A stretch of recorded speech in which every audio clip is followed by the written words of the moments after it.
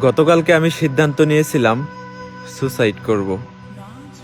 আর এই সুসাইড করার পিছনে কারণ কি ছিল জানেন? আমার ওয়াইফ। আমি আজ থেকে 3 বছর আগে বাংলাদেশ ত্যাগ করে এই প্রবাসে আসি। এই প্রবাসে আসার পরে একটা দিনও নিজের জন্য কোনো কিছু করব এই চিন্তাটা করি নাই।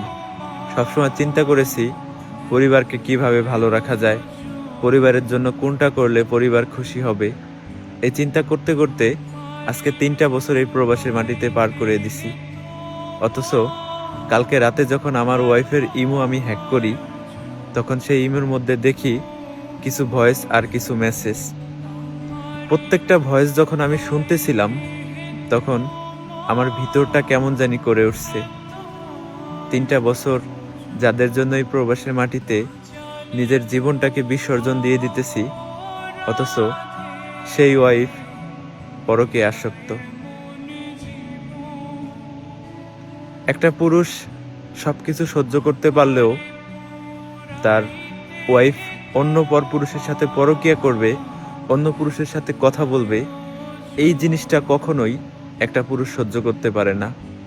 একটা পুরুষ তার মা বাবা মারা গেলে যতটুকু কষ্ট পায়, তার থেকে দ্বিগুণ কষ্ট পায় তার ওয়াইফ তার চোখ ফাঁকি দিয়ে যখন পরপুরুষের সাথে কথা বলে। শুধু যে পরপুরুষের সাথে কথা বলেছিল, ব্যাপারটা এখানে সীমাবদ্ধ ছিল না। আমার ওয়াইফ অন্য আরেকটা পুরুষের সাথে 1000বার শারীরিক সম্পর্ক করেছে।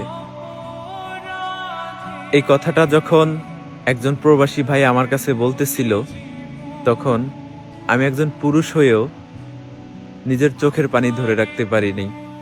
আমার জীবনে আমি কখনো আমার প্রিয় মানুষ মারা গেলেও কখনো চোখ দিয়ে এক ফোঁটা পানি বের হয়নি। কিন্তু ওই প্রবাসী ভাইটার সাথে ঘটে যাওয়া ঘটনা যখন আমার কাছে শেয়ার করতেছিল, আমার শরীরের প্রত্যেকটা পশম দাঁড়িয়ে গিয়েছিল। বোন, তোরা কেমনে পারস? যেই ছেলেটা তোদের কথা চিন্তা করে এই প্রবাসের মাটিতে বছরের পর বছর নিজের জীবনটাকে বিসর্জন দিয়ে দিতেছে, সেই মানুষটাকে কিভাবে তোরা ফাঁকি দেস? বোন, তোদের 2টা হাতে পায়ে ধরি, ভুল করেও কখনো নিজের হাজবেন্ডকে ঠকাইস না।